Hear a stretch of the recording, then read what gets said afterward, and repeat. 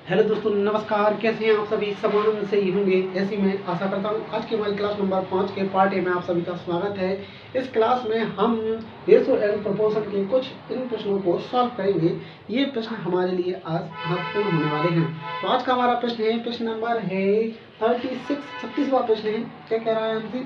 2 वर्षों की आय का अनुपात 2:3 है और व्यय का अनुपात 5:9 है। यदि दूसरे वर्ष की आय कितनी है भाई? 45,000 है और प्रथम वर्ष का खर्च कितना है भाई? 25,000 है। तो दोनों वर्ष की कुल कुल कुल कुल कुल कुल बचत क्या है, ये हमसे पूछा गया है। क्या पूछा गया है? दोनों वर्ष की कुल बचत क्या है, ये हमसे पूछा गया है। ठीक है भाई। तो हम आते हैं अपने प्रश्न पर। देखो भाई, यहाँ पर फर्स्ट कंडीशन में हमें क्या दिया हुआ है? हमें दिया हुआ है किसका भी? आय का रेशो दिया गया है और फिर दिया गया है हमें किसका? व्यय का रेशो। ठीक है ना भाई। यहाँ पर फर्स्ट ईयर और सेकेंड ईयर 2 वर्ष है। ठीक है ना भाई। कौन कौन से हैं भाई? 2 वर्ष है। ठीक है भाई, 2 वर्ष है। ठीक है ना भाई, 2 वर्ष है। 2 वर्ष में उनके आय का अनुपात कितना है? 2:3। ये है किसका भाई? इनकम का रेशो है। और इसके बाद में इन्वेस्ट खर्च का जो रेशो है, खर्च का रेशो है 5:9। ठीक है ना भाई। और हमसे बोला ये गया है, क्या बोला गया है?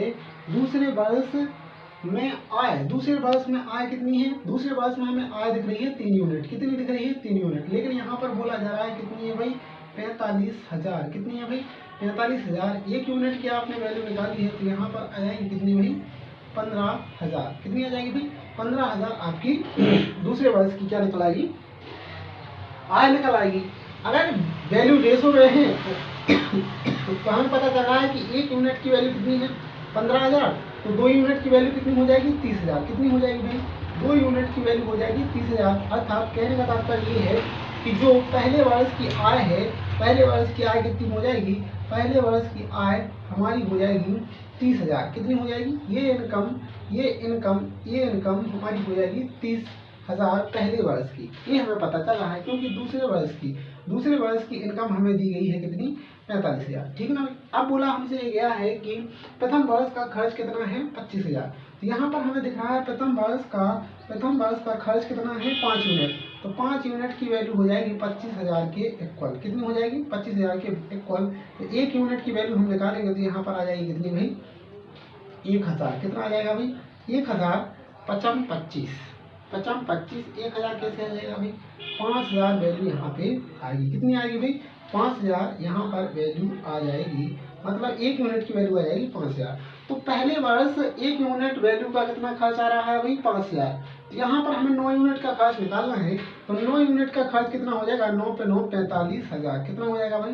45,000 यहाँ पे खर्च हो जाएगा। तो यहाँ पर आप एक चीज समझ सकते हैं कि दूसरे वर्ष 45,000 आय थी, 45,000 इनकम थी और इन्वेस्ट उसने कितना कर दिया अभी? कितना कर दिया? उसने 45,000 ही इन्वेस्ट कर दिया है। तो यहाँ पर इस वाली टोटल कंडीशन में सेकेंड ईयर वाली कंडीशन में यहाँ पर हमें देखने को मिल रहा है क्या? यहाँ पर जो बचत है वो क्या हो जाएगी? यहाँ पर बचत कितनी हो जाएगी कि आपने 45,000 तो आपकी सैलरी ही है और 45,000 ही आपने खर्च कर दिए हैं। तो बचत क्या हो जाएगी? यहाँ पर बचत हो जाएगी 0। कौन सी भाई? ये सेकेंड ईयर की कंडीशन है। किसकी भाई? सेकेंड ईयर की कंडीशन है। अब हम बात करते हैं फर्स्ट ईयर की। किसकी भाई? फर्स्ट ईयर की बचत की बात करते हैं। तो यहाँ पर फर्स्ट ईयर में बचत कितनी की गई है इसको देखते हैं। तो यहाँ पर 30,000 उसकी कितनी है? 30,000 उसकी है भाई सैलरी। 30,000 में से 25,000 उसने खर्च किए हैं। तो यहाँ पर जो 5,000 वैल्यू आ जाएगी, 5,000 यहाँ पर पहले साल की बचत है। कितनी है? 5,000 पहले साल की बचत है। दोनों को ऐड करना है। तो यहाँ पर जो वैल्यू आएगी 5,000 टोटल बचत है। यही आपका आंसर है। ठीक है ना भाई। हमारी टोटल बचत कितनी है? हमारी टोटल बचत है, हमसे पूछा क्या गया था? दोनों वर्ष की कुल बचत कितनी पूछी थी भाई? कुल बचत क्या है? तो कुल बचत ऑप्शन नंबर बी यहाँ पे सही हो जाएगा। 5,000 हमारी बचत है। कुल बचत हमारी 5,000 है।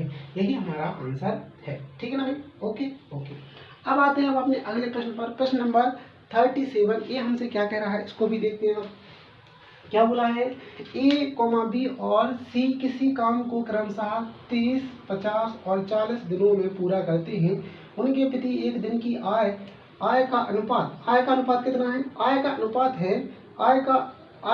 क्रमशः 4:3:2 है। यदि ए की कुल आय कितनी है, रुपये 144 है, तो बी की आय ज्ञात करें।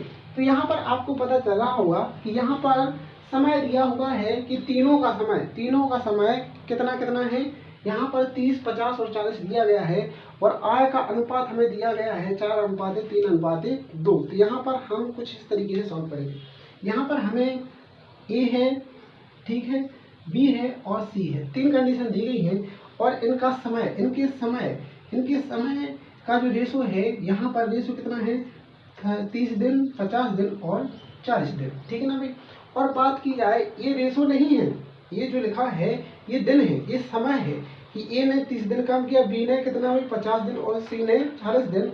और यहाँ पर सैलरी का रेशो, यहाँ पर बात की जाए इनकम का रेशो कितना है, रेशो है 4:3:2। तो यहाँ पर आपको पता चला होगा कि एक दिन में 4 रुपये अगर कमा रहा है तो 30 दिन में कितना कमाएगा, तो कुछ नहीं करना है, सीधे आपको इन सभी से मल्टीप्लाई करना है। मल्टीप्लाई किया तो यहाँ पर कितना हो जाएगा, 120 हो जाएगा और यहाँ पर हो जाएगा 150 और यहाँ पर हो जाएगा कितना भाई 80। अगर आप चाहें तो 0 से 0 खत्म कर लेंगे, ठीक है ना भाई। हमसे बोला ये गया है कि यदि ए की कुल आय 144 है, लेकिन हमें ए की कुल आय कितनी दी गई है, 12 यूनिट। इस 12 यूनिट की वैल्यू कितनी हो जाएगी, 144। मतलब एक यूनिट की वैल्यू निकली है 12। कितनी निकली है अभी, एक यूनिट की निकली है, एक यूनिट की सैलरी निकली है कितनी, 12। तो हमें बी की आय याद करनी है, तो बस कुछ नहीं करना था, इस 15 में 12 से मल्टीप्लाई करना था।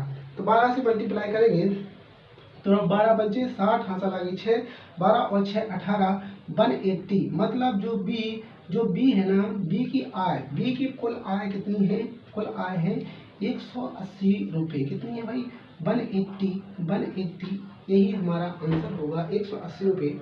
ऑप्शन नंबर बी यहाँ पे सही हो जाएगा। बी की आय है 180 रुपये, बी की आय है। इस तरीके से हमें इसे सॉल्व करना था। ओके। अब आते हैं हम अपने अगले प्रश्न पर।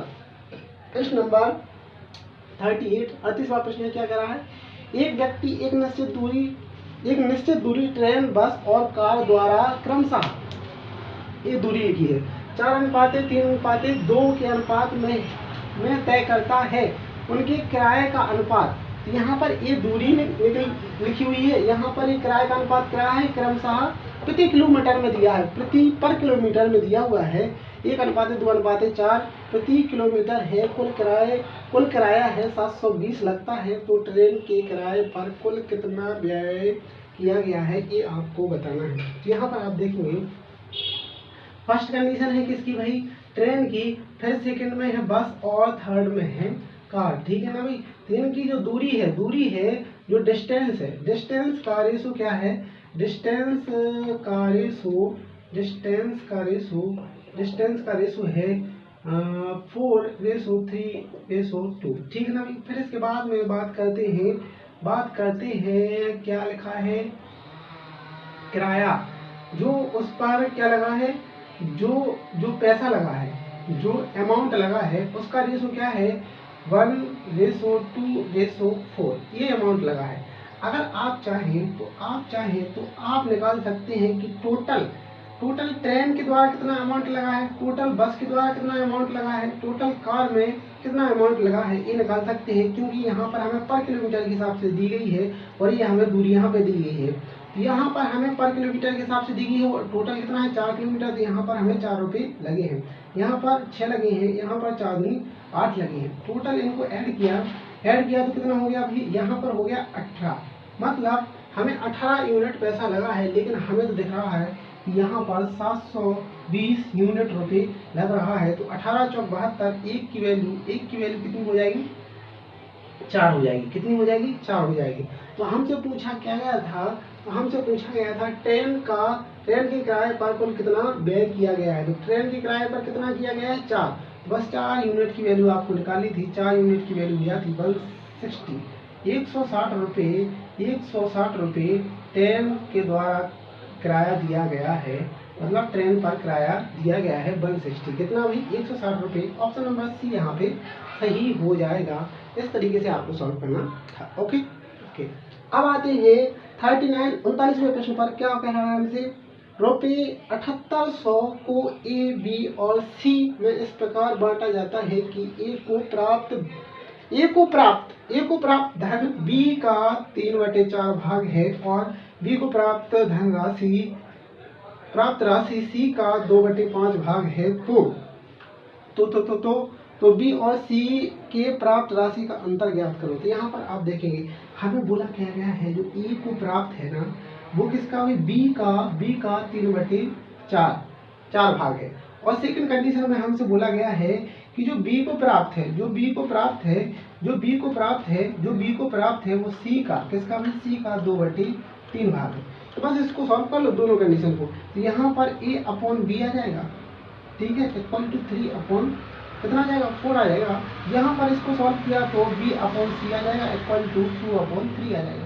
तो आपको कुछ नहीं करना था। क्या नहीं करना था? आपको तो कुछ करना ही नहीं है। क्यों नहीं करना? ए बी का रेशो कितना दिया है? 3:4। और फिर इसके बाद में बी और सी का रेशो कितना दिया है? 2:3। बस कुछ करना पड़ रहा है आपको? अरे आपको कुछ नहीं करना पड़ रहा है महोदय। क्या करते हैं? सीधे यहाँ पर 4 लिख देंगे, यहाँ पर 2 आ जाएगा। और फिर क्या करते हैं? यहाँ पर 3 दूनी 6, 4 दूनी 8 और 4 दिया 12। क्या हो गया? 4 दिया 12, 26, 26। इन तीनों को ऐड किया तो 26 26 वैल्यू आई है। 26 नहीं, हमें दिख रहा है यहाँ पर 7800। हमें टोटल धन दिया गया है कितना? 7800 रुपये दिया गया है। तो यहाँ पर 26 दिया 78, 1 की वैल्यू आ जाएगी 300। कितनी आ जाएगी भाई? 300। और हमसे पूछा गया है बी और सी का डिफरेंस। तो यहाँ पर डिफरेंस देखने को मिल रहा है 4 का। तो 4 यूनिट की वैल्यू आपको निकालनी थी। तो यहाँ पर 4 दिया 1200, मतलब ए और बी और सी का अंतर कितना है? 1200 रुपये। यही आपका आंसर है। ऑप्शन नंबर ए यहाँ पे सही हो जाएगा। ऑप्शन नंबर ए यहाँ पे सही हो जाएगा। देखिए आप, रेशो वाले क्वेश्चन क्या आप एग्जाम में छोड़ सकते हैं? नहीं। अगर आप ऐसा सोच भी रहे हैं कि जो क्वेश्चन सब पे बन रहे हैं, जो क्वेश्चन हर कोई कर पा रहा है, और अगर वो क्वेश्चन आपके द्वारा छोड़ा जा रहा है तो एग्जाम में आप बहुत ही पीछे चले जाएंगे। ये रेशो वाला चैप्टर ऐसा है कि हर एक विद्यार्थी अपने पूरे साहस के साथ ये प्रश्न सॉल्व कर लेता है और हर एक विद्यार्थी इसको सही टिक करके आता है। अगर आपने थोड़ी सी भी चूक की, इन प्रश्नों को छोड़ा, तो आपके दिमाग से उतर जाएंगे और आप ज़्यादा टाइम लेंगे। लेकिन ये रेशो वाला चैप्टर हमें इस तरीके से अच्छे से पढ़ना है कि हम कम से कम समय में एक अच्छी और बेहतर प्रस्तुति बना लें, जिससे हमें हर एक चैप्टर में इसका प्रयोग करने में कोई दिक्कत ना आए। तो हमें बेसिक सी चीज़ें लेकर चलनी ही पड़ेगी। अगर हम इन बेसिक सी चीज़ों को लेकर नहीं चलेंगे तो अभी जो आगे कंटेंट आएगा उसमें थोड़ा और लेवल बढ़ा हुआ होगा, तो आप उसमें एक लेवल नहीं बना पाएंगे, समय मैनेज नहीं कर पाएंगे। तो हमें उस समय को ही मैनेज करना है। तो ये सारे प्रश्न हमें लेके चलने पड़ेंगे कि कहाँ पे मल्टीप्लाई हो रहा है, कहाँ पे ऐड हो रहा है, कहाँ पे क्या करना है। ये सारी चीज़ें आपको इन बेसिक प्रश्नों से ही इकट्ठी करनी पड़ेंगी। तो आपको ये सारे प्रश्न बहुत ही शानदार तरीके से नोट करने हैं, बार बार प्रैक्टिस करनी है। ठीक है ना भाई? तो आज हम इन्हीं प्रश्नों पर विराम देते हैं। कल मिलते हैं नई क्लास में नए प्रश्नों के साथ और नई ऊर्जा के साथ। आज के लिए इतना ही। धन्यवाद। जय श्री राधे कृष्ण।